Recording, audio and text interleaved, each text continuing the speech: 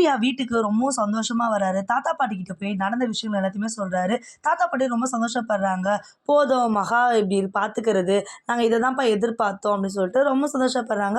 அப்புறம் பார்த்தீங்கன்னா, பாட்டி அந்த விஷயத்த சொல்லிடுறாங்க. இந்த மாரி மகா சாவிய விட்டுட்டு போயிட்டான்னு சொல்லிட்டு, அவள திருடு பட்டம் கட்டிட்டாங்க. சித்ரா தேவியான்னு சொன்ன உடனே பயங்கர கோவம் வந்துருது.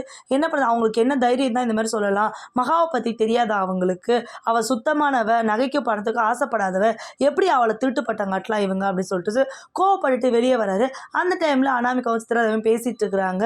இந்த மாரி ரூ. 5,00,000 வேற போச்சு அப்படி இப்படின்னு ஏதோ பேசிட்டு இருக்கும்போது, சூர்யா வந்து கோவமா திட்டுறாரு. "சித்தி உங்களுக்கு எவ்வளோ தைரியம் இருந்தா நீங்க மகாவுக்கு மேல திருட்டு பட்டம் கட்டுவீங்க? உங்களுக்கு யார் இந்த உரிமைய குடுத்தது? நீங்க கண்ணால பார்த்தீங்களா? நீ கண்ணால பார்த்தியா அனாமிகா?" அப்படின்றாங்க.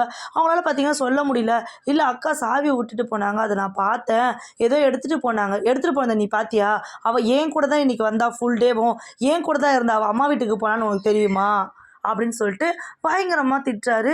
இவங்களுக்கு ஒரே ஷாக் ஆயிடுது. அப்ப மகா உண்மையிலேயே அவங்க அம்மா வீட்டுக்கு போலையா? சூர்யா கூட தான் இருந்தாங்களா? அப்படின்னு சொல்லிட்டு. இது எல்லாத்தையுமே பார்த்தீங்கன்னா, ராஜலட்சுமி கவனிச்சுட்டு இருக்கிறாங்க.